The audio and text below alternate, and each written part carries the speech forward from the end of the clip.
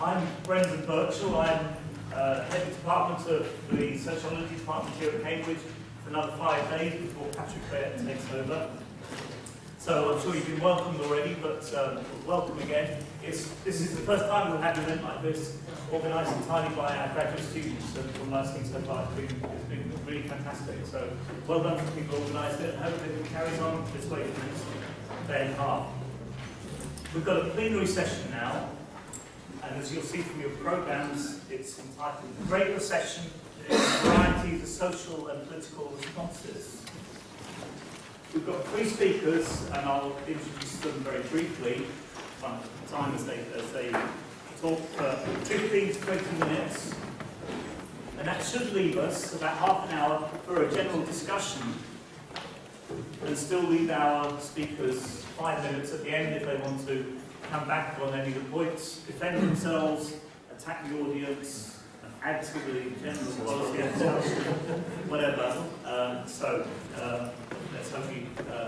that the middle section should be more of a general discussion, I'm hoping, rather than a question and answer session. But we shall see. The first of our 3 speakers is Professor Larry King from the department here at Cambridge, who, and you'll see with all the speakers, I'm sure most of you will know some of their work already. Larry's particularly known for his work on the transition economies going from the old Soviet countries and the effects of those sorts of transitions on public health. And he's been working more recently on austerity, and I guess that's what we're going to be talking about now, because the title is The Political Economy, Crisis and Austerity. Larry, you've got 15 to 20 minutes. Okay. Thanks everybody. Thanks for organizing the conference. To the organizers. Great topic. This work is, I'm not going to be presenting any original research. I'm just going to be talking about austerity and crisis. If you want any details and evidence and to explore this more, there are 2 special issues of the Cambridge Journal of Economics, which both Brendan and I are co-editors, devoted to these topics. One in 2009 and one was in 2011, the other one in 2013. They're both, all the articles are online, so anything I'm saying here, you can go there and find where I've stolen this from. And a lot more. There's a lot of great articles and a lot of information about austerity and crisis. So I'm basically just going to give an overview of kind of the debate on austerity and relate it to crisis, and then relate that to kind of class politics. So the first thing I'll talk about is the dominant view on austerity and crisis, sometimes referred to as a neoliberal view, or the new treasury view, when Winston Churchill developed this position when he was Chancellor of the Exchequer, is that how you say it? Yeah. No idea what an exchequer is. But this gives priority during a crisis to a reduction of fiscal deficits as a route towards recovery. And the idea is that by cutting back on the budget, that capitalists will take that as a sign that the government is going to control budgets in the future. And that if you spend, and if the government does the inverse, if they spend money during a crisis, as Keynes advocated, capitalists would think about future debts and having to raise interest rates in the future, and then so it's future expectations that they would not invest, right? So the idea is that the government cuts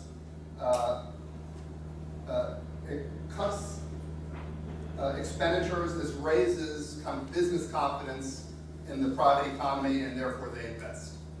This is now referred to as expansionary fiscal contraction, which sounds like an oxymoron, but that's the current language in which you talk about it. In order to grow the economy, you have to cut back on expenditures. In this view, things like public sector spending on transport, education, and health are viewed as unproductive expenditures, so they should be cut. The logic goes that government deficits are damaging because governments like households have to balance the budget. To not balance the budget imposes fiscal burdens on the future.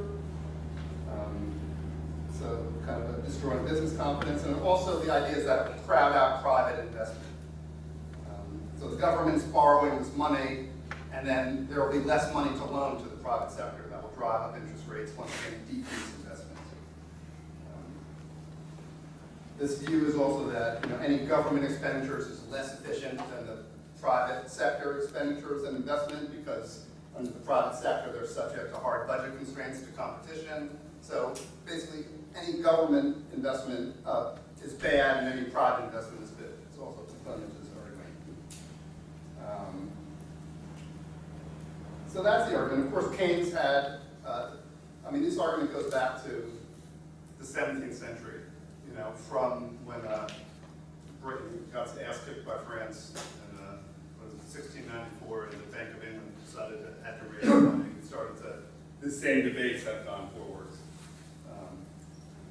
All the luminaries of classical political economy have made arguments on one side or the other of this debate. So Keynes' argument, the modern version of this, is that during a crisis, during an economic downturn, the government has to spend money because capitalists will sit on their money, right? Because they are looking at the expectation of what other people are going to do with their money. So if there's not enough aggregate demand in the system, capitalists won't spend on their money. They have a liquidity preference, so the economy gets caught in a low-level equilibrium trap, right? No one wants to invest because nobody else is investing, because everybody has expectations that no one's going to buy anything.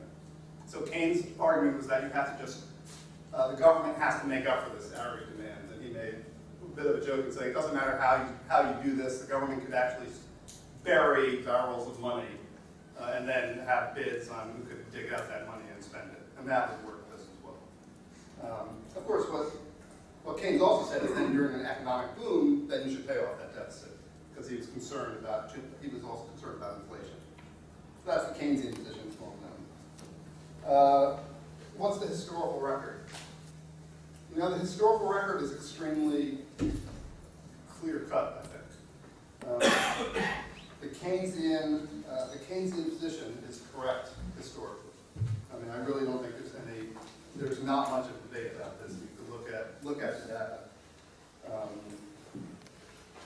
With reference to the current downturn, for example, in the United States, Republicans started to say that the 2009 stimulus program was going to create record high interest rates and inflation and excessive government debt. All of these have been proven incorrect, but they're still making those arguments. Interest payments are at historic lows. Inflation is still extremely low. And the reason the stimulus program didn't work that well was because it probably wasn't big enough. It wasn't that it was leading to inflation and high interest rates. That's just simply not the case. Work by the economist Lance Taylor does a very detailed empirical work on the U.S. In the past 50 years. And he shows that fiscal expansion has repeatedly resulted in higher economic growth, especially during recessions.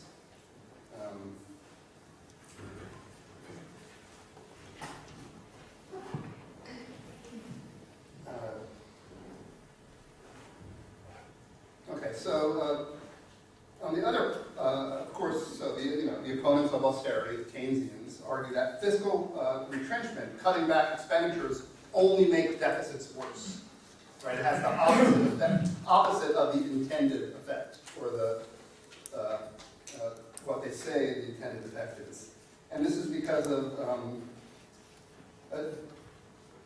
when you get government, cutting government expenditures only will lead to weaker aggregate demand. This will lead to increasing unemployment, increasing transfer payments, unemployment insurance, social expenditures, and that will just raise the deficit. It'll lead to less economic activity, lower tax receipts. So cutting back the budget deficit during a recession actually, cutting back government expenditures during a recession is a claim actually increases public deficits. So it's the opposite of the expansionary fiscal contraction and trying to cut your way out of in order to eliminate deficits.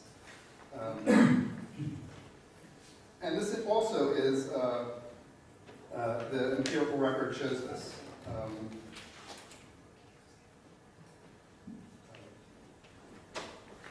So, looking at, for example, Europe, obviously Europe right now is undergoing a deflationary crisis, and part of the cause of that is the Stability and Growth Pact, which limits the amount that governments can spend. And this is particularly problematic for countries that are locked into the single currency that can't devalue to get out of that currency. Considering the historical record in Europe, and looking at the approach of the central bank, which is of course driven by Germany, this approach also fails to recognize that German austerity and Southern Europe's debt consumptions are really two sides of the same coin. Since the advent of the euro, Europe has experienced cumulative increases in Germany's trade surpluses and resulting deficits in Spain, Greece, France, and Portugal. And while there was a very modest increase in aggregate demand in Germany, aggregate demand exploded in the rest of the Eurozone by over 30%, for example, in 2007, much of which was consumption financed by debt and the wealth effect of asset bubbles. The great increase in the wealth of the paper wealth of people based on the rising home prices. This is similar to what was going on in the U.S. with overconsumption based on debt and the increase in the price of assets, one bubble after the next.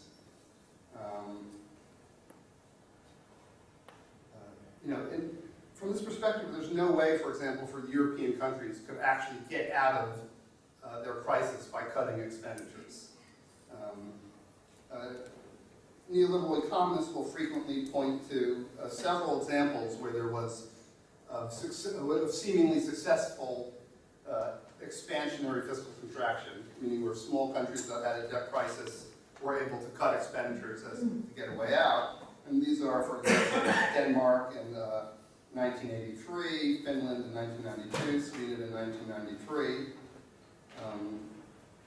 And the countries in the Eurozone, unlike those countries, cannot devalue their currency, so they can't make their exports cheaper. They also didn't have the well-established institutions of collective bargaining, so you can't get unions to accept lower wages without provoking strikes and disrupting production.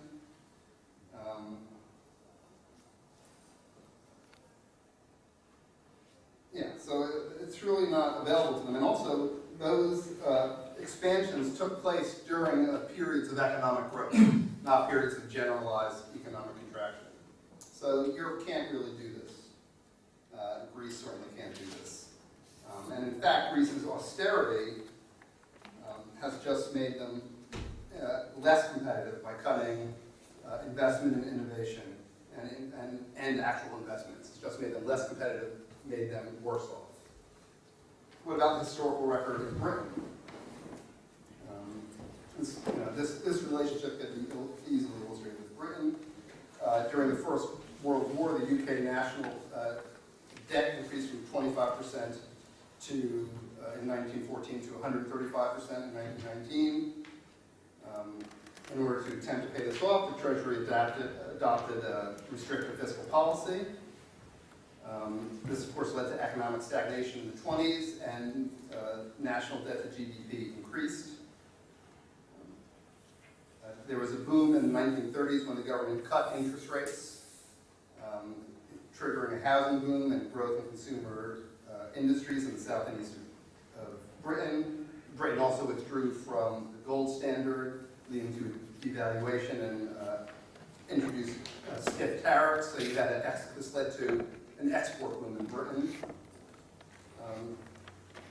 And what this led to was a significant boost to economic growth and reduction in the national debt from 177% in 1933 to 110% in 1940.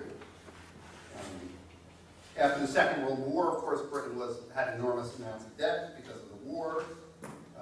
It was 238% of GDP by 1947.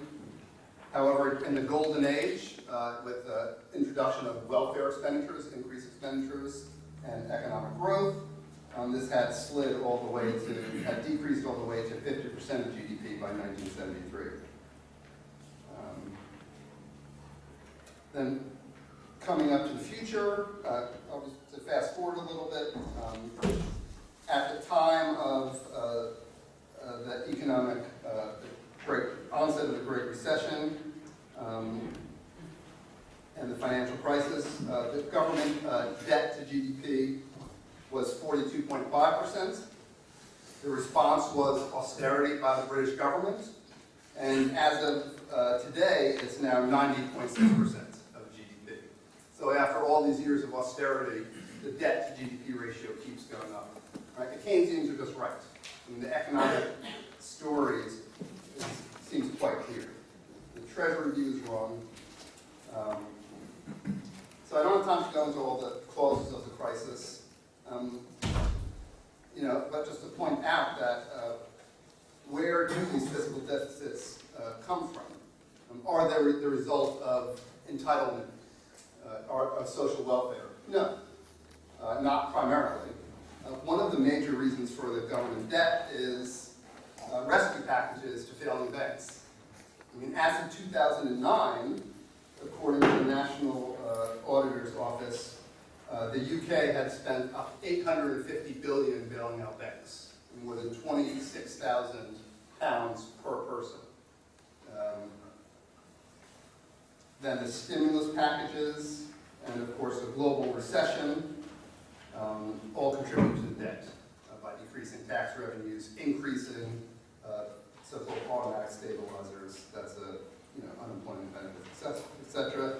And then the debts also come from risk premia on the sovereign debt of weaker countries.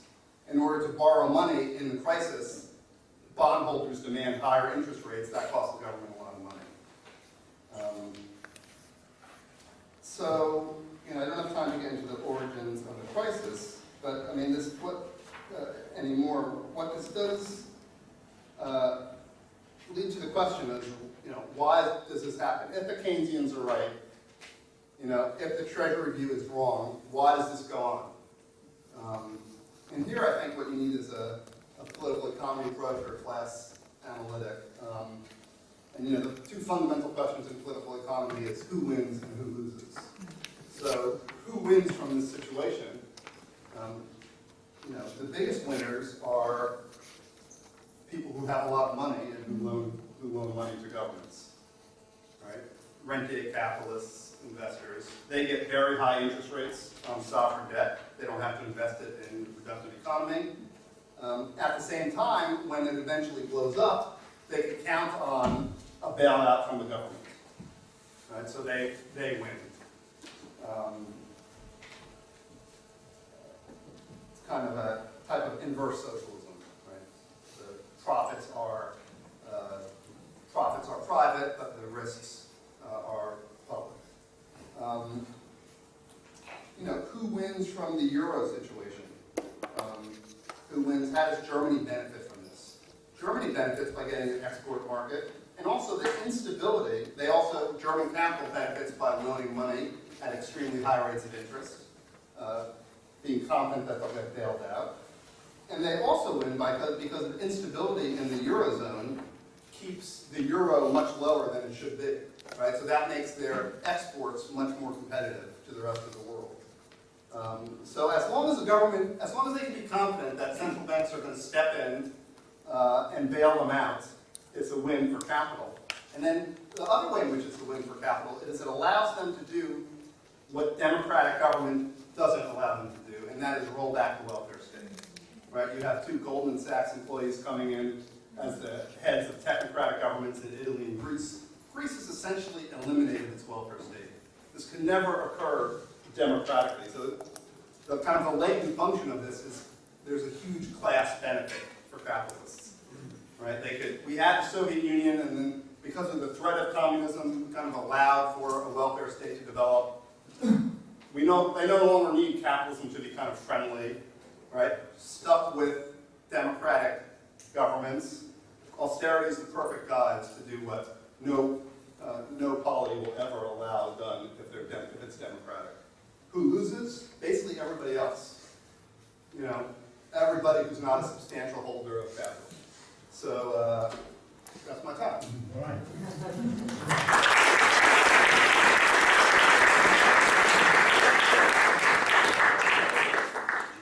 Right. Just three housekeeping things. There's some spare seats in the middle, so if you've got an empty seat next to you, could you put your hand up and then we'll just have some relocating going on. Yeah? Do you want to move? There's some slides, so you probably want to be down there. Again, the speakers might want to move a bit, see the slides. Can somebody open some windows at the back there so we get some crude air conditioning here? Thanks. And I'm going to turn one of the lights.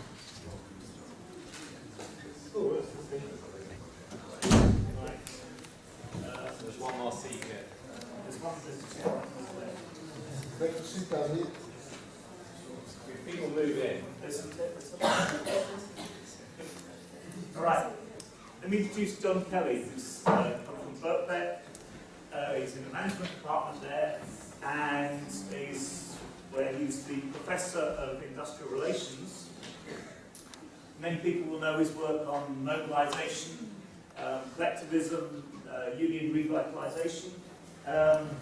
And today, John will be talking on general strikes as a response to government policy. So follows on nicely from Larry's discussion.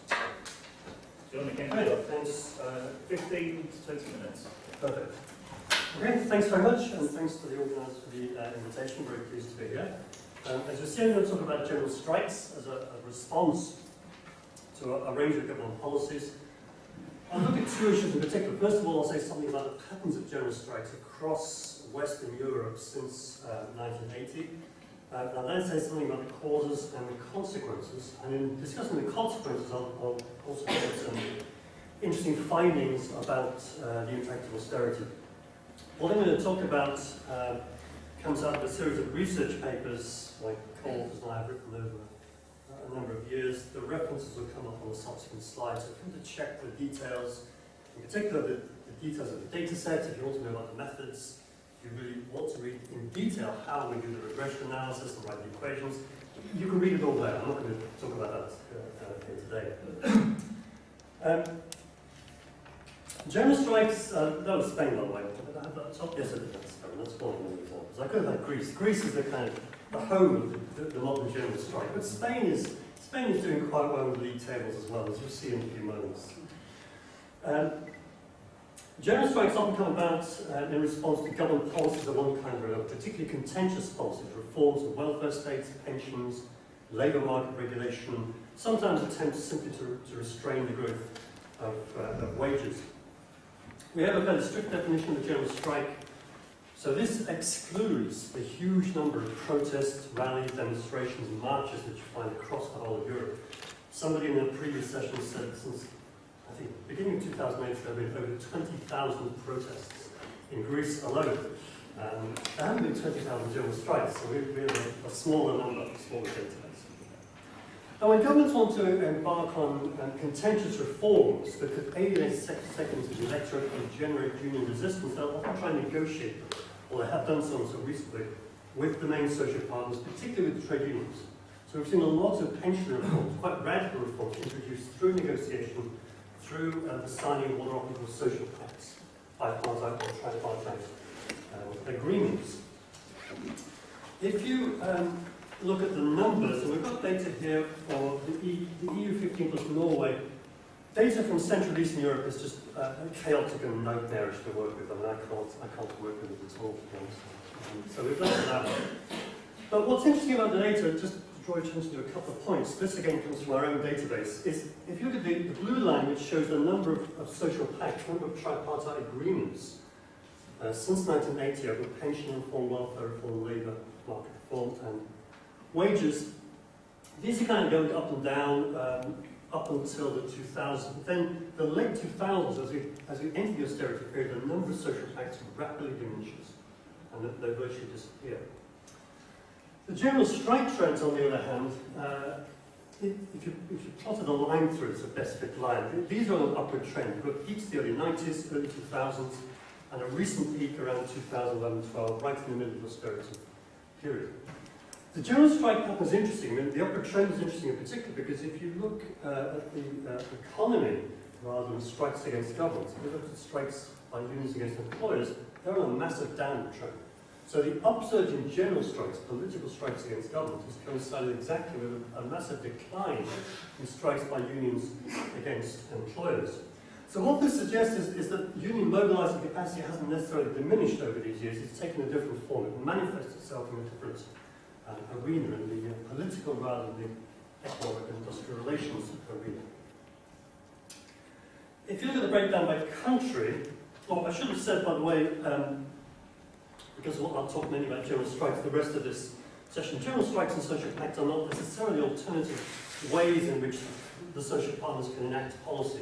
They often are alternatives, but sometimes general strikes can be called in conjunction with social pact negotiations to pressure governments. But oftentimes, as I say, there have been alternatives. If you look at the breakdown by country, Greece, as you'll see, is the winner. Greece is not the winner in many league tables over the last few years, but it is definitely the undoubted winner in the general strike league table by a margin. Actually, statistically, what this means is when we do the regressions, we have to run two sets of equations, with Greece, without Greece, just to see how far Greece is driving everything that's going on. Greece, of course, is a big player here. Southern Europe, a large number of general strikes, as you'll see. But what's interesting, I think, also is that you get general strikes from time to time, or credible strike threats, even in countries like Austria, Netherlands, Luxembourg, where you've had historically very, very low levels of strike action. So the general strike phenomenon, I think, although it's concentrated in Southern Europe, is not exclusive to Southern Europe.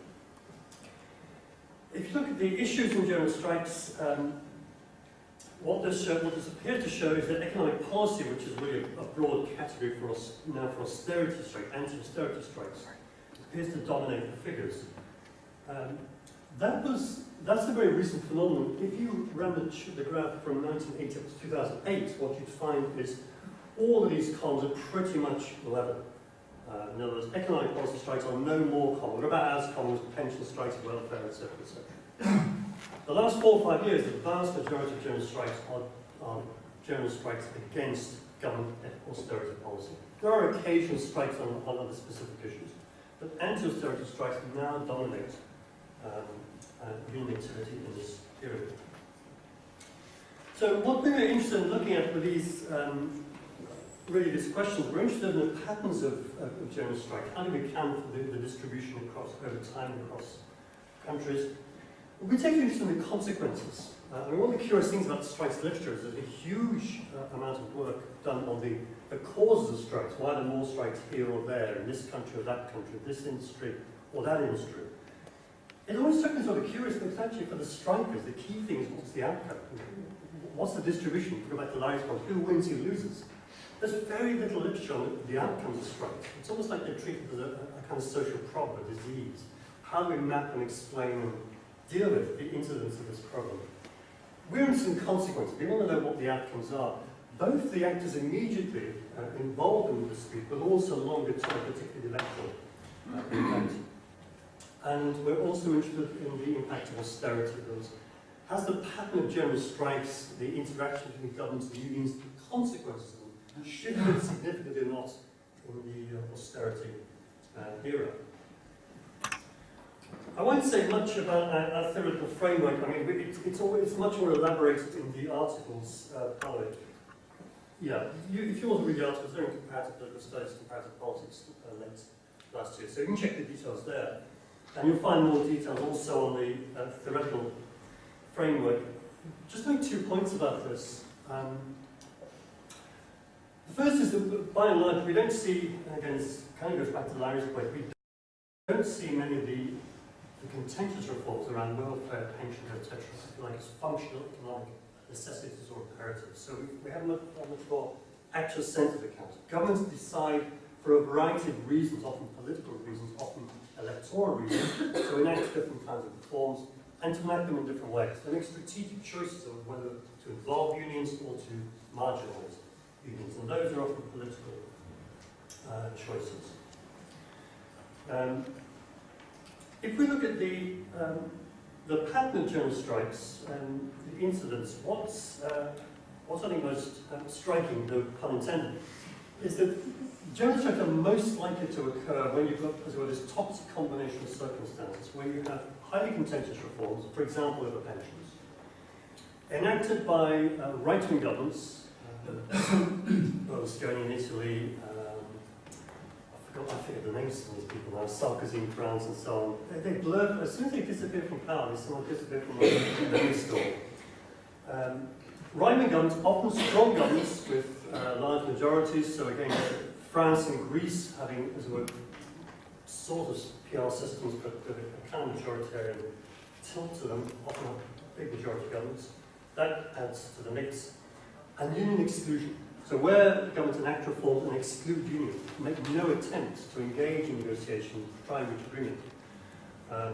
So that combination, contentious reforms, right-wing governments, strong governments, union exclusion, that is a particularly toxic combination. I think very significantly likely to give you general strikes. So what's interesting here politically, I think, from a union standpoint, is that the mere presence of contentious reforms in and of itself oftentimes does not trigger general strikes. What gets union leaders mobilizing members and gets people out on the streets is the combination of the contentious reform and the exclusion.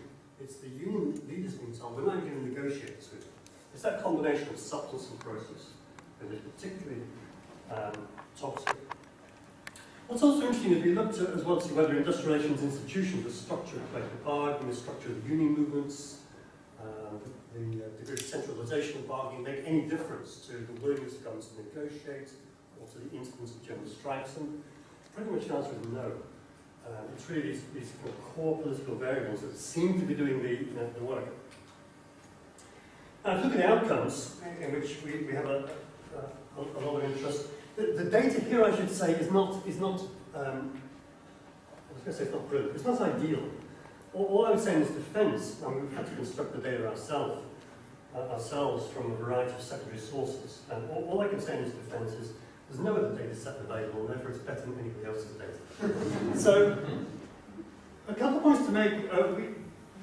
We divided the strike outcomes into those where there were no concessions, at least none that we could see at all, made by governments to the unions, and those where they made some concessions, minor or major. Now, a major concession would be Spain in 2002, the government withdrew a series of proposed labour market reforms about temporary workers, unfair dismissal. They didn't withdraw them immediately, but after one general strike with a second threatened, bit by bit, these reforms are gradually taken off the agenda and simply disappeared. That's a huge victory. That's very rare. More commonly, what governments will do is they'll say, okay, here's a raft of reforms on pensions, we're going to raise contributions, we're going to restrict eligibility, we're going to raise the retiring age, and so on. And then negotiations, they'll budge, they'll shift on one or other of these issues. They might say, okay, well, we'll put more money into widows' pensions, or we'll slow down the introduction of the higher retiring age. So unions get some concessions out of the government. They don't come away empty-handed. And that's the concessions minor or major. Look at the overall figure, the total column. We reckon of the general strikes in which you have data, about a third, a little over a third, unions get something out of it. And this is quite interesting. Actually, if you broke the figures up into Greece versus the rest of Europe, the figure is much higher than the rest of Europe. The Greek general strikes, by and large, if you look at it purely instrumentally, in terms of concessions, an almost complete waste of time. They get virtually nothing out of it. There are hardly any Greek general strikes that we will see in which governments have made any concessions at all. So without Greece, this figure will go up. This figure is depressed at 35% because of the Greeks. What's also interesting is the trends over time. So in the middle period, the 192000s, the concession rate is actually approaching half. This, I think, is quite interesting. We've no comparative data to judge whether this is any good. If you say, well, 35% overall success rate in strikes, is that good? I have no idea, because there's no benchmark against which to compare. What would be a good success rate? 50, 20? I don't know. What's also interesting is the decline. We split the data, so January 2008 onwards, and there you'll see the concession rate drops very, very significantly. I mean, the numbers here are small. You know, I wish there were more general strikes so we could have a bigger, better, more reliable data set. And you know, the Greeks are doing their bit to help our research in this regard. But it does drop very significantly, and I think our confidence in that conclusion is reinforced when you look at the correlates of concessions. Sadly for the unions, the government are most likely to make concessions on, as it were, reforms which consist of a package of measures. Welfare reform and pension reform are very good examples.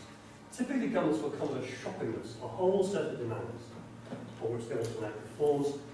And as you know in the negotiations literature, where you have multiple issues, it's much easier to reach agreement because you can do concession trading.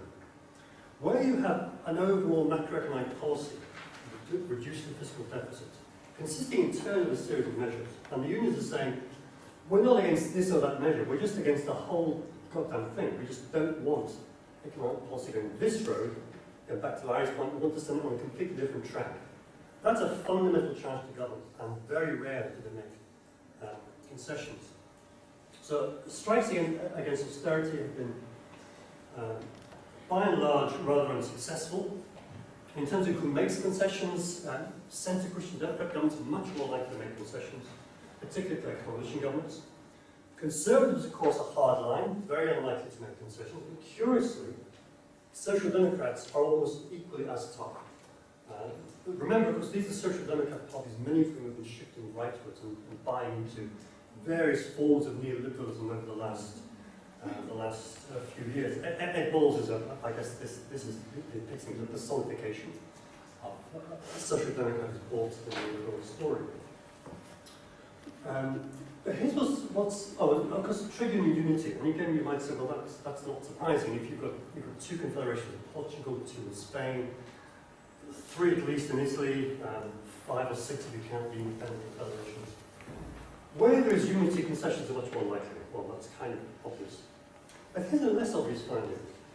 Since January 2008, if you run the equation separately, these variables no longer make a difference. So after 2008, it doesn't matter what type of government is in office. It doesn't matter whether it's single-party coalition, and it doesn't matter whether the unions are united or divided. They get almost nothing. Right? So these variables which have up till 2008 predicted concessions, and in a sense open strategic options for unions. You know, you can figure under what conditions is it better or not to launch general strikes. These no longer work. So in terms of advising unions, you know, after 2008, we have very little to say to them. The world is just a horrible place, and we just don't know from the data what kind of variables are going to work. What's also interesting is we looked at electoral outcomes, and here we find, and by the way, in all these findings, these are just summary findings. There's a whole bunch of control variables behind all of these findings. So control for lots of other stuff. The findings pretty much as you see there. The first point is interesting because actually austerity doesn't seem to make a difference. In other words, whether you're pre-2008 or post-2008, if you have a general strike during your period of office, other things equal, the main governing party will suffer some vote share decrements.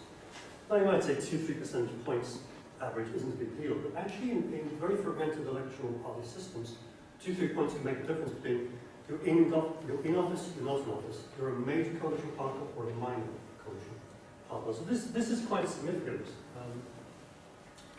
And again, the partisan effects, again, not surprising. Proximity of strikes to elections matter, so if you want to advise people want to call a general strike as close to the election as possible, has a much bigger effect. Again, that's not surprising. There are different interpretations of why that's the case. It kind of makes intuitive sense. And so where we've concluded is to say two main points. I mean, first of all, as it were, it's not so much against the story, or in the context of a story where unions are losing members, borrowing coverage is declining in many countries, their strike rates are down dramatically. On the face of it, their mobilizing capacity and their influence is very significantly reduced, particularly vis-a-vis employers. Actually, if you shift into the political arena, there's a slightly different story. Union political power is still quite significant. It's declined in the austerity period, but it gives you a very different image of the capacity and significance and relevance, indeed, of trade unions. So if we're trying to think about trade union power and theorize and understand union power, you need to take into account political and economic arenas. I think that our view of what's happening in the austerity era is that, in a way, everybody's losing out. Unions are launching strikes to protest these policies and really getting almost nowhere at all. So they are losing, they're mobilizing members, they're not preventing these pension, welfare, etc. reforms and public service spending cuts. But equally, governments are not getting away either. I mean, they're driving the reforms through, which you can do. It helps, of course, by the fact that some governments are no longer governments, they kind of run through some local technocrats, ultimately controlled by the Troika. But governments are suffering as well. And here's the interesting thing, that all the governments over the last few years which have enacted, or pretty much all of them, which have enacted these tough austerity reforms, go down to electoral defeat. And so it's quite an interesting question in the way of political science, thinking about theories of parties. I mean, why is it that governments repeatedly enact reforms which they know almost certainly are going to end in their electoral defeat? So on that note, that everybody loses, and it's not clear where the winners are, it's a kind of somber note in which to end. And I'm hoping Jeff is going to tell us something more optimistic. Thanks ever so much.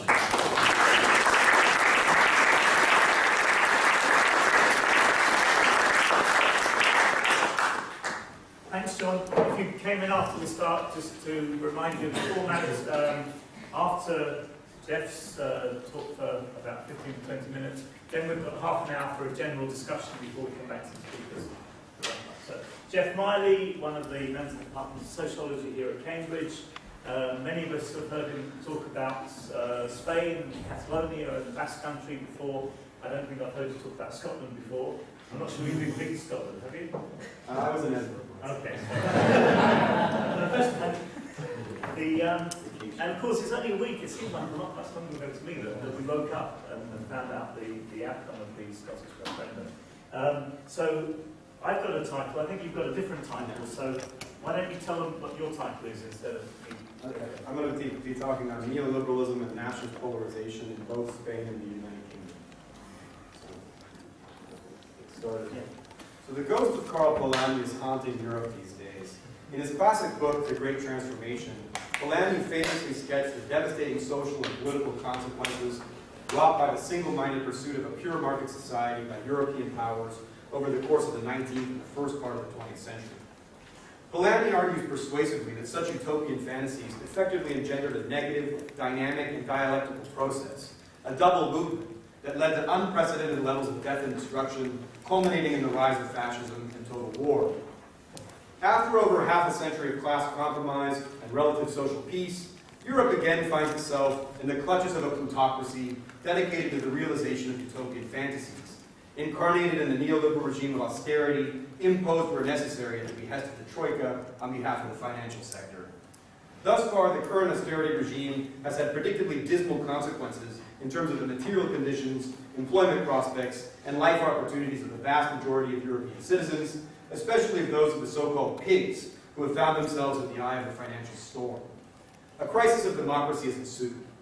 With the dramatic decline in system efficacy has come the onset of a serious crisis of legitimacy for representative institutions across Europe, and especially across the south of Europe. Indeed, there are clear indications that we are currently witnessing the commencement of what Gramsci termed an organic crisis. According to the still unsurpassed theorist of hegemony, such crises take place when large segments of the population, in Gramsci's view social classes, become detached from their traditional parties. More specifically, when they become detached from the particular organizational form with the particular men who constitute, represent, and lead them. That's a quote from Gramsci. In these situations, the representatives of the main established parties are no longer recognized by core constituencies as genuine expressions of their social groups. This is exactly what seems to be taking place in Spain, by the way, where public opinion polls show that spiking alongside levels of unemployment, rates of citizen disaffection with their political representatives and with their representative institutions, as measured across multiple indicators, are higher now than ever before recorded in the democratic period. The current impasse between Spain's central government and the Catalan regional authorities only makes sense as simultaneous symptom and exacerbating cause of this still unfolding organic crisis. The ongoing cycle of nationalist mobilization in the region has been characterized by unprecedented open challenges to constitutional legality by the Catalan authorities, who have announced a plan to hold a unilateral referendum on independence this coming November, despite repeated cautious but clear warnings from the central government that it will enforce the law to ensure that such a vote will not come to pass on its watch. The regional government's recent turn to contentious politics and the tactic of top-down street mobilization, alongside populist challenges to constitutional legality, have been principally propelled forward by a persistent partisan propaganda campaign by the regional government's own television station, TV3. It is far from a coincidence that such a tactical shift should come at a time of acute economic troubles rocking the south of Europe. Of late, Artur Mas and his ministers and coalition partners in Convergencia y Unión and Esquerra Republicana, people in charge of the Catalan regional government, have taken to invoking the distinction between legality and legitimacy, and even to posing the question, who's afraid of democracy? Quite a high dose of populist rhetoric, to say the least, especially considering that it is emanating from a regional government equally committed to the pursuit of austerity as its conservative counterpart in Madrid. Indeed, Mas is always careful, particularly when addressing international audiences, to signal the loyalty of his regional government to the dictates of the Troika, above and beyond any beef it may have with the Spanish central government, much less constitutional law. Mas and his government may have donned the outfit of populist rebels, but their band of rebellion is of a decidedly neoliberal slant. How to interpret the Catalan nationalists' recent recourse to a more contentious brand of politics? The nationalist movement in Catalonia is best conceptualized as a mesocratic movement, one that has long been hegemonic in the heavily subsidized Catalan civil society. Its core constituency support is comprised of native Catalan-speaking middle classes, disproportionately hailing from the semi-rural hinterland outside of the metropolitan Barcelona area. Moreover, its hegemony in civil society is reflected and perpetuated by the fact that it is very well represented across the spectrum in regional party politics and is overwhelmingly dominant among the ranks of regional bureaucrats, intellectuals, and school teachers. The business class has been somewhat more divided.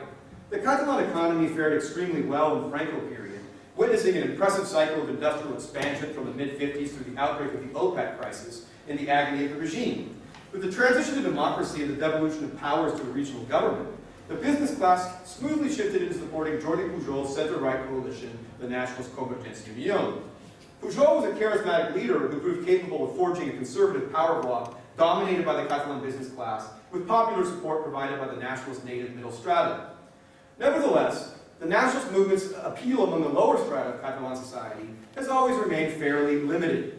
This in large part because of its failure to take root among the internal migrant, Castilian-speaking bulk of what remains of the traditional industrial proletariat in the Barcelona metropolitan area, as well as the fact that it has only fared moderately better among these internal migrants' post-industrial, unemployed offspring. Not to mention its general lack of appeal amongst the latest wave of international migrants from North Africa, Latin America, and Eastern Europe. Indeed, the linguistic and national diversity of the Catalan population has long constituted the demographic thorn in the side of any aspirations to build a democratic majority in favor of an independent Catalan nation state. Put bluntly, Catalonia is a multinational society itself, as is Spain. The long history of internal migration and even longer history of integration with the Spanish state, one of the oldest states in the world, for generations has hindered the mass appeal of the Catalan nationalist movement, especially among unskilled and semi-skilled workers, thereby rendering aspiration for independence little more than a utopian dream.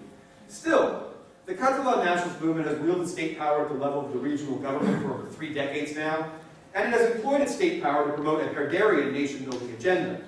Language policy and control over the educational system, as well as of the regional mass media, have been the crucial components of this romantic peoplehood project. The Catalan nationalists have used their political dominance and parcels of state power at the regional level to wage a war of position over national imaginaries and political loyalties, beliefs, and expectations.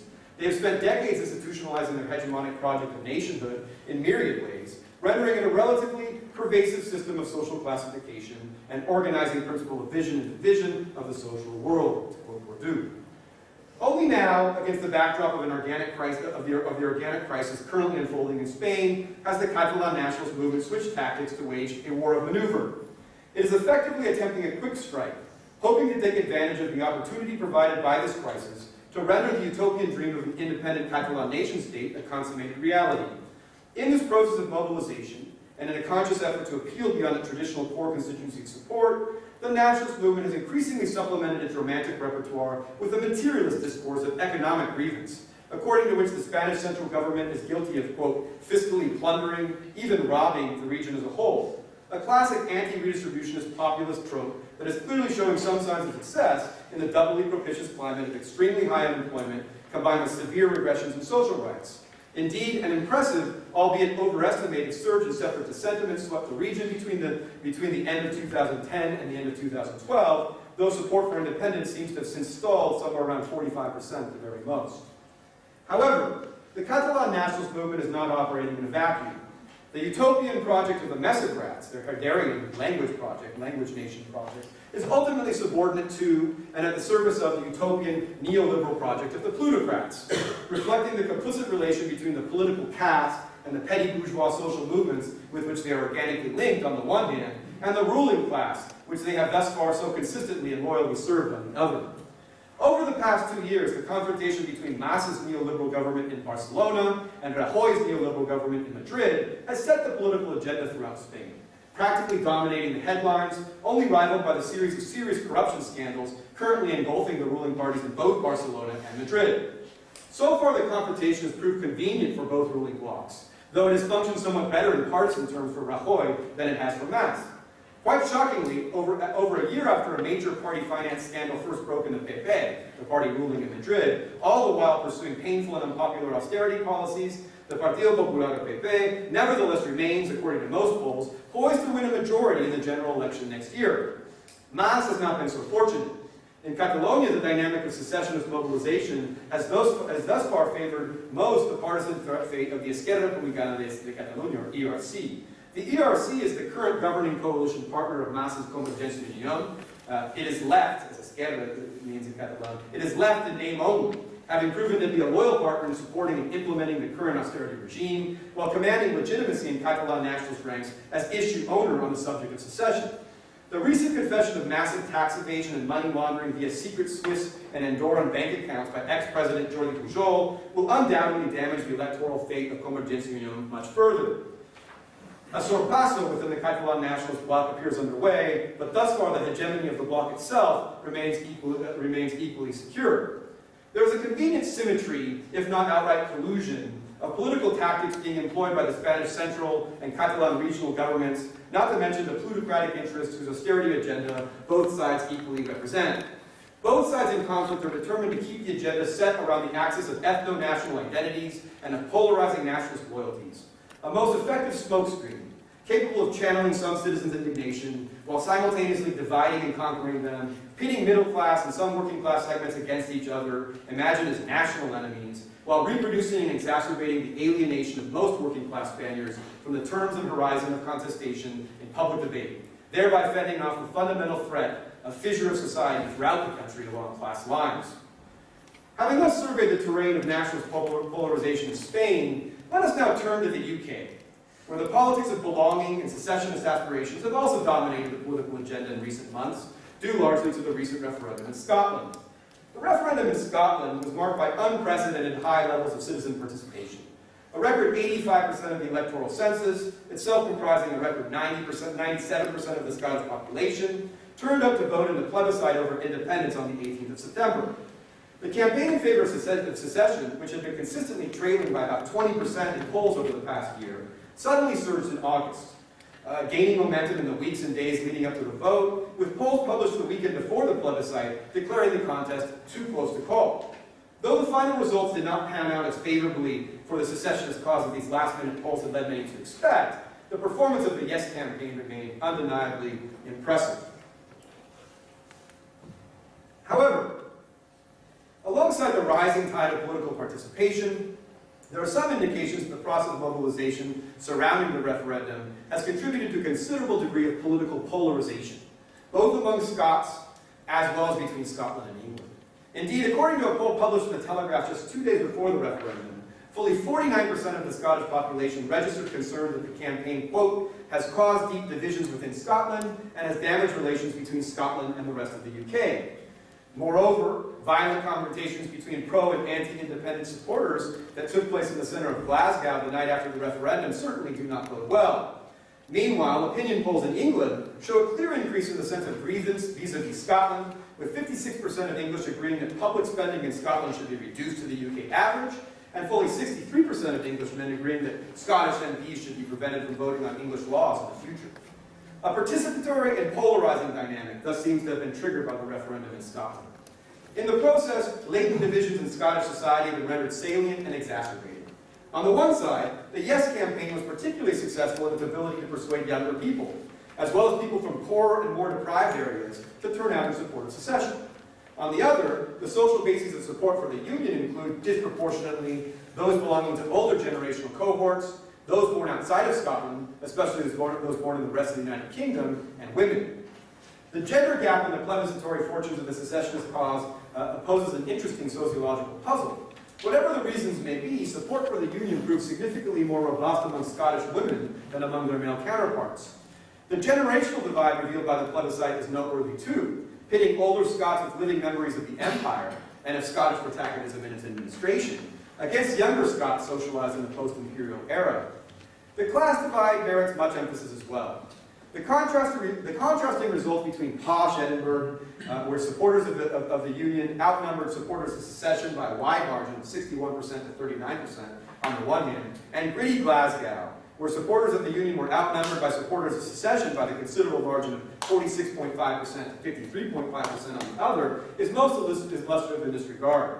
The Yes campaign evidently galvanized sympathy in segments of Scottish society outside its core ethno-nationalist constituency, managing to penetrate traditional labor strongholds that had long remained skeptical of the nationalist cause. A protest against 3.5 decades of neoliberal hegemony, no doubt. The Thatcherite assault on the welfare state and on the Keynesian social democratic class compromise, characteristic of the post-war period, never appealed to the Scottish electorate. And the fortunes of the Tory party outside of Little England have remained dismal ever since the Thatcher period. Meanwhile, the legacy of the new Labour governments of Blair and Brown and their much-touted third way is viewed in many Scottish quarters as but Thatcherism light. In other words, as a capitulation and sellout of the British working class. Symptoms of disenchantment with a neoliberal status quo, combined with disillusion and distance from a discredited Labour alternative, widely perceived to be dancing to the beat of the Tory drum, thereby contributing to significant defections into the secessionist camp among the Scottish working class. The last-minute implication of the Better Together campaign in favor of the Union by ex-Premier Gordon Brown, himself a Scotsman, likely assuaged the rates of defection among those still loyal to the dictates of Labour, but it could not fend off the rising tide of secessionist sentiment amongst the poor and deprived altogether. Tellingly, trust in current Labour leader Ed Miliband amongst the Scottish public is floundering at a mere 17%. Indeed, even lower than the weak 19% level of trust registered for Tory Premier David Cameron. The impressive performance of the Yes campaign can only be understood against the backdrop of such a climate of widespread disillusion in the region with the UK's main two parties. Given this climate of skepticism toward the political representatives of the principal unionist forces, the decisive role in ensuring the defeat of the secessionist cause came not from leading politicians themselves, but rather from the concerted efforts of big business and the mass media, both of which came out vocally and nearly unanimously in favor of the Union. The referendum was sold to the broader British public by Cameron and Salmon alike as a means of settling the question of secession. If not once and for all, for a generation at least. It remains to be seen whether this will turn out to be the case, though defiant declarations to the contrary abounding in the social media, emanating from an emboldened Scottish nationalist movement in the wake of the referendum results and of Salmon's subsequent resignation, suggest none.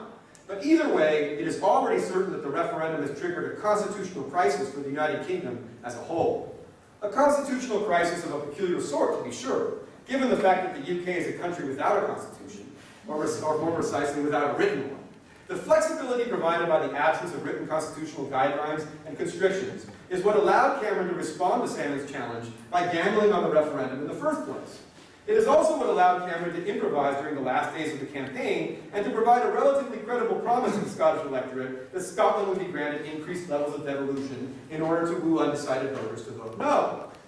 Perhaps most consequentially, this very same constitutional flexibility enabled Cameron to announce unilaterally on the morning of the result that further devolution for Scotland will necessarily be accompanied by devolution for England as well. The constitutional revolution thus announced by Cameron was immediately identified as an attempt on his part to appease disgruntled backbenchers in his own Tory party, Regardless of the institutional form that such moves towards devolution for England will take, they are very likely to reinforce conservative hegemony in both partisan and ideological terms. Simply put, given the terrain of the electoral landscape over the past several decades, absent left-leaning Scotland, it is easy to predict that it will be much more difficult to construct left-wing governing majorities at the level of Little England alone. This in turn means that once jurisdiction over healthcare, education, and a host of other welfare services have been devolved to England, it will be much easier for the Conservatives to further push forward the neoliberal agenda of privatizing and dismantling such services for the 90% of the Union's population living in Little England. The referendum is bound to have significant collateral consequences in the remaining constituent territories of the United Kingdom as well. Needless to say, the Welsh nationalist movement could very well be strengthened through contagion and certainly looks forward to the prospects of further devolution with much excitement. Meanwhile, in Northern Ireland, the tense consociational compromise forged between Unionists and Republicans and institutionalized in the Good Friday Accord threatens to come undone.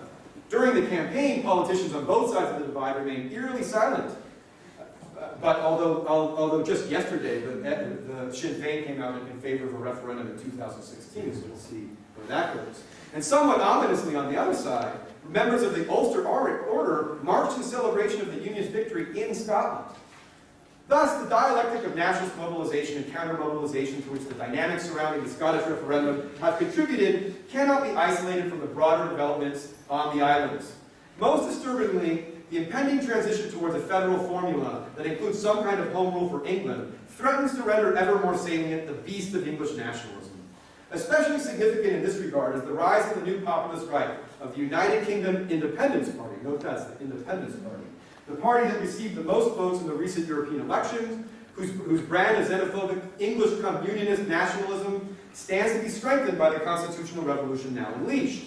Such a revolution promises to set the political agenda squarely around the politics of belonging, to divide workers on the island against one another by rendering ever more salient matters of national identity, simultaneously distracting workers, serving as an effective smokescreen again that hinders their ability to correctly identify the real culprits of the undemocratic social relations that have been imposed upon most Scots and Englishmen alike.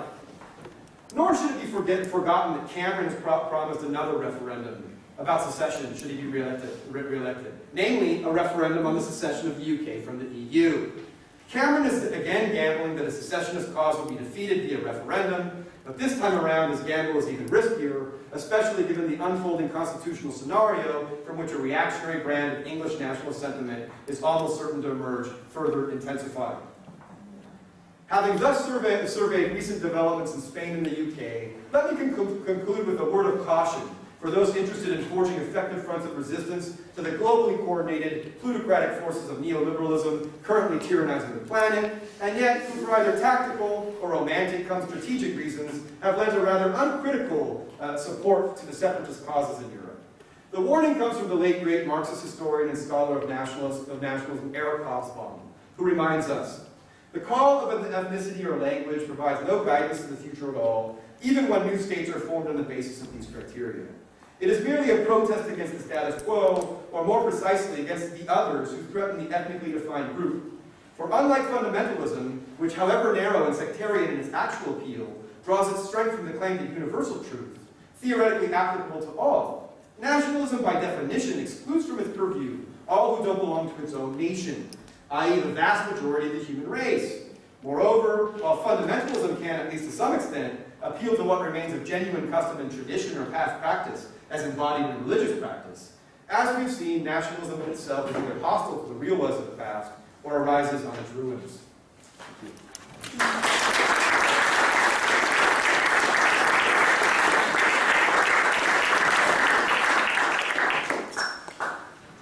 All right, we're going to have some general discussion. Put your hand up if you want to talk, and do start off by introducing yourself with your name and whatever else you want to say in not more than 8 words about yourself. And if you want to make it, if you want a response from one of the panel, then you can make that clear, but it doesn't have to. You don't have to do that. Alex. Yeah. Yes, I'm Alex Wood from the Sociology department here at Cambridge.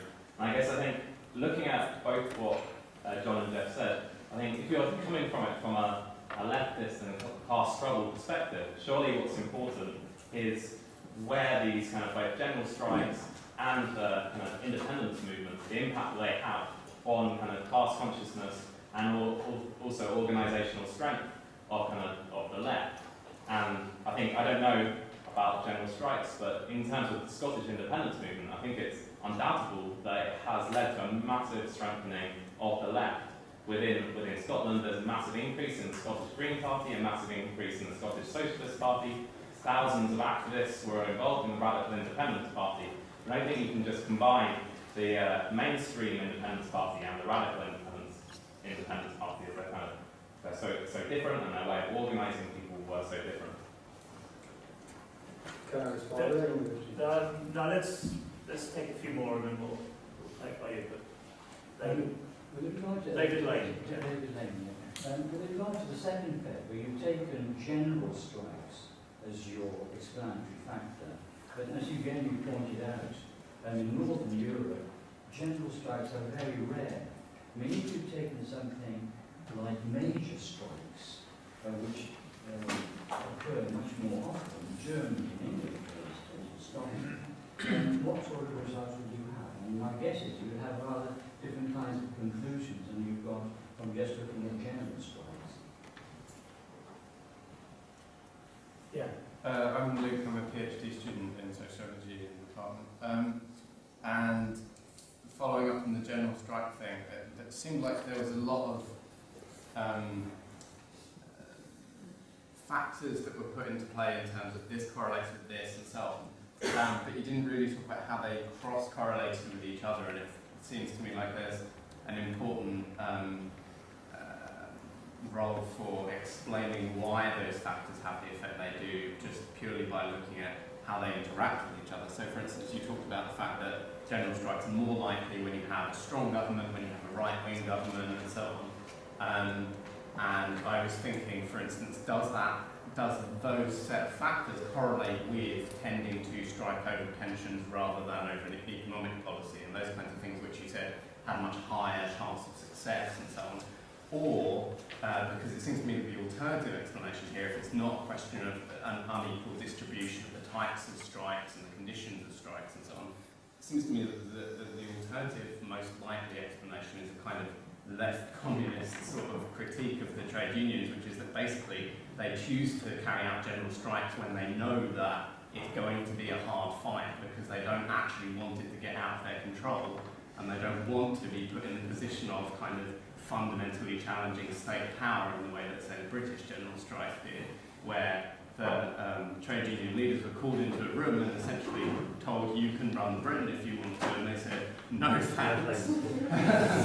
So it seems like maybe that would be a really interesting thing to investigate, whether that seems to be the factor behind it, or whether it can be explained in terms of, as I say, an unequal distribution of like when people tend to strike over pensions, which seems to be something they have a lot of success over.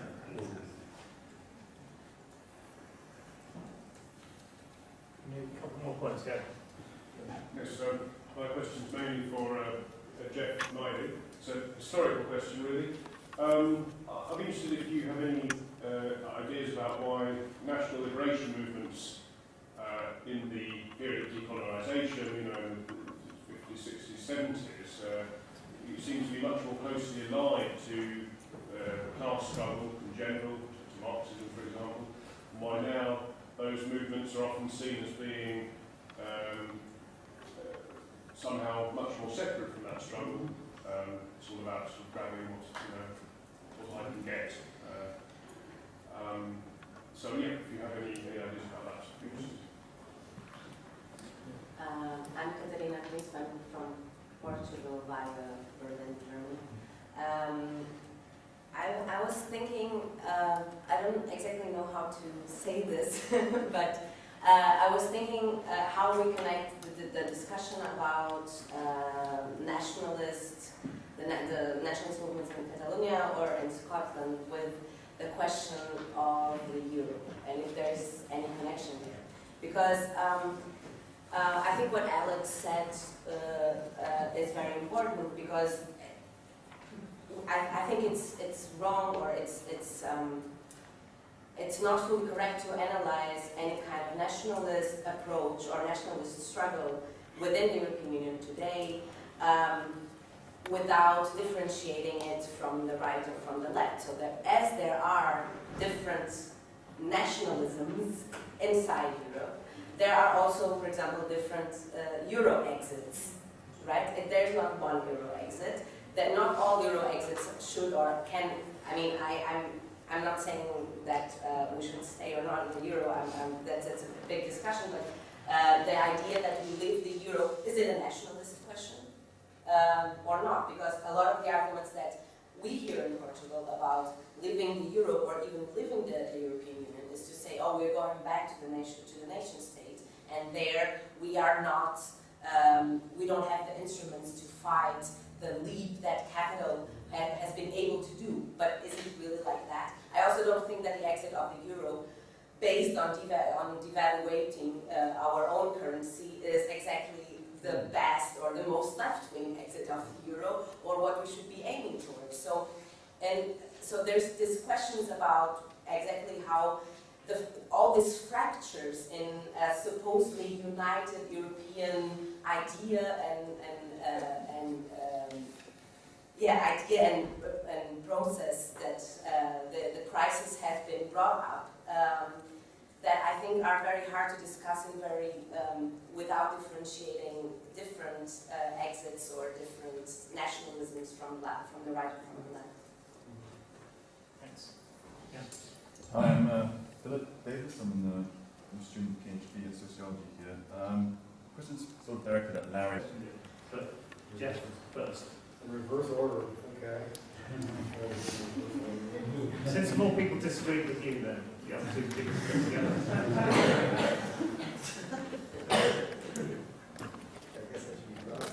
Yeah. So on the euro is interesting with respect to the nationalist mobilization, both in Scotland and Catalonia. It's a big issue, and it's an issue that generally gets mobilized by the right. To say by the right and the big nations, the state, to say, look, you guys are going for this, but it means you're going to get excluded from the euro. If you get excluded from the euro, X, Y, Z. There is minority positions, both in Scotland and in Catalonia, saying, yeah, exit from the euro will be a good thing, we'll do it a different way. But for the most part, all the politics are about, well, you're going to get excluded from the eurozone, you're going to get excluded from the euro, and everyone's assuming that you're locked in the euro. And that thinking hegemonically, which then to talking about the hegemonic tendencies within these mobilizations, because to get to Alex's question about distinguishing between the mainstream and the radical elements in the movements, yes, of course, there are radical elements in the national movement, but I think as social theorists, and I think people on the left are committed to effective resistance to neoliberal tyranny, we have to think about what the logic that's set into motion by mobilizing along this axis, along these identitarian lines, so to put it, how it's going to play itself out in the bigger picture. And so this is why what I'm looking at mostly is what it does in England, even if the Marxists win in Scotland, what about the 90% of the rest of us? What does it do to the 90% of the rest of us? And what is the chances that this mobilization, this nationalist mobilization of Scotland, okay, let's assume that you're right and the left is going to actually be able to do something that's different in Scotland and create a different model, okay? So let's assume that works for Scotland. That's 10% of the people who live on this island. What about the 90% of the rest of us? And I worry about the United Kingdom Independence Party, which I think, to the extent that English nationalism starts roaring, English nationalism, it's going to favor the right. It's going to favor perhaps the far right in this country. Look at xenophobia and the issues of Europe in this country. So we get back to the different Euro axis. The issue of Europe in this country is about those Eastern European immigrants, those Southern European immigrants who are coming here and they're stealing our jobs. And you know the discourse. You know the discourse. And so I think both in Spain, as well as in Spain, the nationalist mobilization in Catalonia, it could be that Esquerra Republicana decides that they're going to go for a left thing if they were to go forward to independence, and it could be that they manage to get the overwhelming majority. All those things could be true in Catalonia. I doubt it. But if it were so, what about the rest of the country? What does it do when and we already see. We've already seen what it's done. The Partido Popular, they have a party finance scandal that they should all be in jail at this point. They should all be in jail, but their polling is the #1 party still. And why are they polling as the #1 party still? Because Mas and the Pepe are going to save us from the separatist threat of the Catalans. So that's a dynamic that the left has to the extent that the left cheers on these movements, they have to think about what they're cheering on in the majority nations at the same time, because these are dynamics of polarization.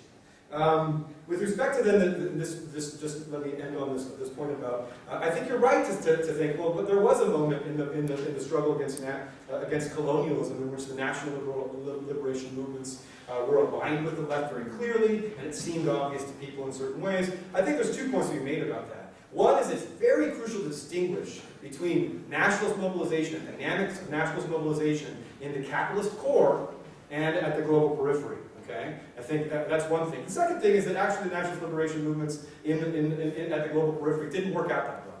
So I think we should think about that on the left in terms of the contradiction between appealing to national sentiment and the broader struggle against capitalist tyranny. So yeah, I think that's enough said. Right.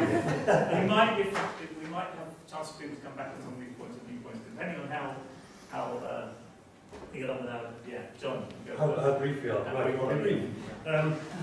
The impact of class consciousness and leftist organisations. I mean, you might think that the strikes launched against government policy, particularly economic austerity policy, would, under many conditions, benefit the left. I think what's happening in many countries, to go back to Jeff's point about detachment from mainstream parties, is the links between voters, particularly working class voters, and mainstream parties have fragmented and fractured. That has sometimes translated into what the new leftist parties, Syriza in Greece is the obvious example. Sadly, I think it's probably about the only good example. If you look at the other countries in Europe, Spain, Portugal, Italy, where there have been many general strikes, the left is weak, fragmented, or turns up in strange populist forms. I mean, Grillo in Italy. So it's not clear that there is any automatic link or connection into class consciousness. And I think part of the reason the leftist parties have not benefited from the mobilization through strikes and the weakness of social democrats is back to the points, I think the final point about ideology and anti-capitalist narratives. A lot of leftist parties, I mean, the Linke is quite a good example. If you ask what is the Linke's policy, is the Linke an anti-capitalist and anti-austerity party? Well, it depends which text you read and which speeches you read. It's not clear. So I think part of the weakness of the left in building on the general strikes and mobilization is the absence of a clear-cut, hard alternative narrative, which can suggest to voters there is actually an alternative to austerity. If we look at Northern Europe, we've got different results. How? Yes and no. I mean, if you look at the big strikes, big public sector strikes in Britain, or the big wage strikes in Sweden, Denmark in particular, over the last 20 years, these have often produced seemingly quite impressive outcomes. Good wage settlements. If you look through a different lens, if you look at the wage share data in national income, I mean, this is on a downward trajectory in virtually every country. So even where unions appear to be holding the line with big strikes and pushing up wages in this or that year, the share of wages in national income is declining virtually everywhere. Not quite as quickly in Scandinavia as elsewhere. And that, I think, gives you a slightly different perspective on union power. The question about the interaction between governments and unions, this is really time in the story, I suppose, in 20 minutes there's only so much you can say, but you're quite right. There are general strikes and general strikes. I mean, these are not Luxembourgist revolutionary strikes, clearly, all right? But there are different dynamics. I mean, some of these strikes, particularly outside of Greece, are I think, much more instrumentally focused. I mean, they're carefully calculated strategic actions to put pressure on governments to extract concessions. They're kind of adjuncts to bargaining, bargaining by other means. And sometimes actually run in conjunction with social pact negotiations, a means of exerting leverage. Some strikes, particularly, I think, in Greece, most of the Greek strikes are, I would say, expressive. It's people standing up to the counter. We are against this policy. There's little or no expectation, I think, of getting concessions out of the government, which raises the interesting question of why they keep doing it. And that's a topic I'm just about to start investigating in the moment. It's a bit of a puzzle. The other factor to throw into the equation, which I hinted at but didn't explore, is inter-union competition. If a union is deciding whether or not to launch a strike against government, one calculation is the probability of winning. I mean, I don't think that they're picking I don't think there's ultra-left organisations wanting to show that the system can deliver no reforms, therefore we have to overthrow it. These are not transitional program Trotskyist groups. They are thinking strategically about victory and possibility of victory, but they're also under pressure from their members. And last but by no means least, they're often under pressure from rival confederations. Right? So what's the Communist Confederation League? If they don't call a general strike, what will happen to our membership and support if we don't, or if we do? So inter-union dynamics are part of the story as well as government union. So yeah, all good points. Thanks. Larry, there's one specific point, but also if you want to put it into a wider context or come back to I'll deal with it narrowly. The dearth of narrative on the left of Keynesianism. I'm not really sure that's true. I mean, if you read editorials in the Guardian or the New York Times, you got Paul Krugman and everyone spouting Keynesian arguments right and left. I mean, in terms of like social movements, I'm not really sure. I mean, first I want to establish that it's really true empirically, because you do hear the Keynesian arguments. And that's really a sociology of knowledge question. I mean, part of it may just be a almost complete lack of understanding of economics among the left. Activists. We've kind of granted the economists the right to talk about that, which is a gigantic mistake. And you know, the complexity, I mean, every ruling, as Mark said, every ruling idea makes claims to universalism. Right? So that's the first thing finance capital says. If you don't balance out, we're all going to die. Right? And I mean, it's kind of textbook, ideology. I mean, claims universalism, but you know, monetary economics is quite complex. Many economists don't understand it. I mean, it's transformed radically in the last 20 years. I mean, 97% of all money now is produced by private banks, which have basically a right to create money into what used to seigniorage, what used to, the profits from that used to go to the state, now go to the private sector to the tune of, in the UK, 20 to 30 billion a year just right off the bat. So to figure out how the financial system works, I mean, I think people on the left have to be concerned with that, and it's confusing and hard. I mean, there were certainly alternatives. I mean, there was nationalization. Kind of did that better in the UK than in the US. In the US, we did nationalization, but saying we're not going to exercise any ownership rights.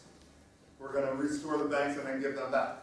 We're going to exclude from the beginning the option that we're going to try to run these banks. You know, they could, I mean, for the amount of money that the U.S. spent, could have set up could have bailed out debtors instead of creditors. There were lots of alternatives. And it's not like all that money we've given to banks and still giving to banks is getting spread out to the rest of the economy. I still get offers. Even the stimulus stuff was asymmetrically giving money to the people on the top. The stimulus was, and it was the fiscal, the monetary policy, so-called quantitative easing, was preferred to actual fiscal policy because that's a way to transfer billions in the U.S. case, trillions to the already rich people in the country. So, I think that, in terms of the left, the problem of absence of attention to how the economy works, and I think maybe an overemphasis on identity politics among the left. Lack of global coordination. Capital is coordinated very well, coherently globally, and the left is very divided and often cheering on for more division. Okay. Right. Time for a few more points, probably without coming back from the speakers. You can say whatever you want now. Thank you. My name is Montserrat Givenau. I regard the current situation as one in which protest is a constant in all different cases that have been mentioned up here. And I think that this is protest that demands a change in the status quo. And we need to be receptive to that. In terms of responding to the question about why the Greeks continue to demonstrate, well, even if it's useless, it's not useless to them at personal level. Because when they demonstrate, they strengthen a sense of community, and they also share a common experience. And there is a huge difference in just demonstrating and feeling alone or being as a member of the group, feeling that one belongs, and belonging to that group is the key to keep going in many circumstances. And the other point, very brief too, is that we've been talking here about different reactions in Scotland, Catalonia, this movement is on the right, is on the left. I think the key issue here is to see the ways in which democracy can be redefined in the present time. But we cannot just choose when it's a specific movement is democratic or not just because it suits us. We need to see and try to understand what messages are we getting, because one thing is clear, there is a wide gap between the elites of people that define the policies and the mass of the population. So we really need to be receptive and listen. Thanks. All right, one more, yeah. I find myself agreeing with the last speaker. And again, I think we have to engage with that massive level of dissent, which may or may not have a degree of class consciousness that we like. I think it's the beginning of a conversation. Okay. You've got 30 seconds maximum. Okay, again about the question to Jeff, maybe also. I think that I agree with you when you say in the end we need a coordinated left and we need it worldwide and not only European-wide, and I totally agree with you. The question is that democracy is not only something that we can say, oh, democracy and processes and treaties and whatever and constitutions, it's lived experience. And so we always have to tie the international coordination with the actual living local experiences. And I think today in Europe, to reclaim, and now I'm not talking about Catalonia or Scotland, but to reclaim again a function nation state, a welfare state, is a progressive answer that does not deny in itself the need for a broader coordination or international coordination. Also because I think that it's very important when we analyze the current European situation and the crisis to understand that the European Union, yes, it is a transnational finance project to build a transnational bloc to compete against the United States and China, but it is a transnational bloc that only works like this because it is built by competing nation states. And that is exactly why we have a crisis like the one we have today. Because the Portuguese bourgeoisie, although it is winning in a way with the crisis, it is competing also with a German one. And it is not just because that when, with the introduction of the euro, the Deutsche Mark, the German mark, was devalorized in comparison to all the other national currencies so that they could export more. So the architecture of the euro is in itself already an architecture of competing nation states inside. So, I mean, we have to talk about Europe and the European crisis always in these two levels, because if not, I think we're always missing something. Thank you. Sorry. Okay, but I still wanted to take another few seconds to not only thank our three speakers, but thank our camera operative at the back there who's been working hard all time.